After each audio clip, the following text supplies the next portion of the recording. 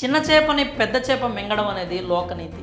Cine industry కూడా ఇందుకు అతీతం కాదు. ప్రస్తుతం బుచ్చిబాబు కూడా ఓ భారీ తిమింగళానికి ఇలాగే చిక్కిపోయాడు. బుచ్చిబాబు నోట పట్టేసుకున్న ఆ తిమింగళమే దర్శకుడు శంకర్.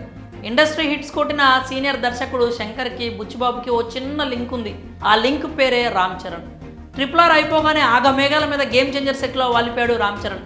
శంకర్ డైరెక్షన్, 100 కోట్ల బడ్జెట్, కొడితే కుంభస్థలమే అన్నట్టు కొన్ని నెలలు హిట్ నడిచింది.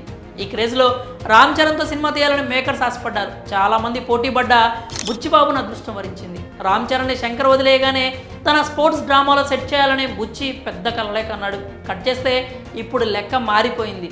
బుచ్చిబాబు రామ్ చరణ్ ప్రాజెక్ట్ ఫైనల్ అయ్యి అర్ధ సంవత్సరం దాటిపోయింది.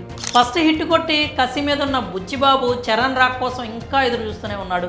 శంకర్ మాత్రం ఏది ఒక పట్టాన తెంచడం లేదు. గేమ్ చేంజర్ రిలీజ్ డేట్ ఎన్నిసార్లు వాయిదా పడిందో లెక్కే లేదు. నత్తనడకన సాగుతున్న షూటింగ్, కనీసం సాంగ్స్ హామ్ చేసుకుందామన్న ఫ్యాన్స్కి ఆ అదృష్టం కూడా లేదు.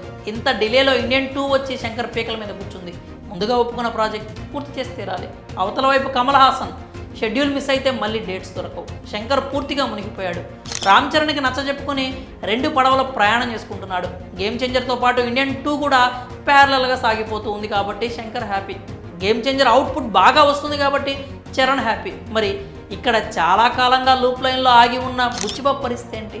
ఇప్పటికే కథని అన్ని విధాలా పర్ఫెక్ట్గా సెట్ చేసి పెట్టుకున్నాడు.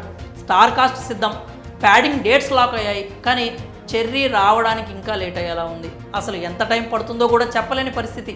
అంతా శంకర్ సార్ మహిమ. బుచ్చిబాబు బాగా తీర్చాల్సింది ఆయనే. ఇప్పటికే నెలలు గడిచిపోయాయి. ఇకనైనా బుచ్చిని బడా డైరెక్టర్ కరుణిస్తాడా? చరణ్ని తన గేమ్ నుండి రిలీజ్ చేస్తాడా? చూడాలి ఏమవుతుందో.